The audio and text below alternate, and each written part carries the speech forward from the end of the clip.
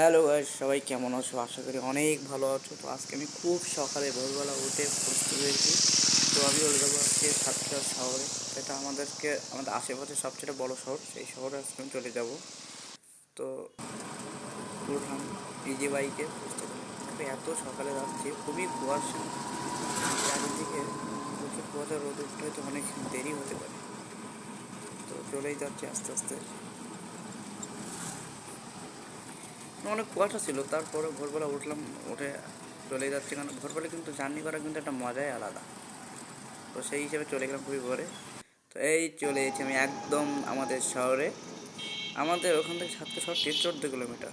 তো তারপর সকালে এসে একটা দোকানে বসলাম, বসে একটু চা খেলাম। সকালে কিন্তু চা খাওয়ারটা কিন্তু মজাই আলাদা। তো সেই হিসেবে একটা সুন্দর করে চা খেলাম। আর শীতকালে চা খেতে কিন্তু আরও মজাটা আরও বেশি ভালো লাগে। তো এরপর চলে যাব আমি একদম স্টেডিয়ামে।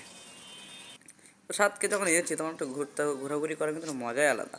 তো সেটা চলে আসলাম আমাদের সাতক্ষীরা স্টেডিয়ামে। আমাদের প্রত্যেকটা জেলায় কিন্তু একটা করে স্টেডিয়াম আছে। এটা হচ্ছে আমার সাতক্ষীরা জেলার স্টেডিয়াম, ঠিক আছে। তো এই স্টেডিয়ামে অনেকবার এসেছি খেলা দেখতে।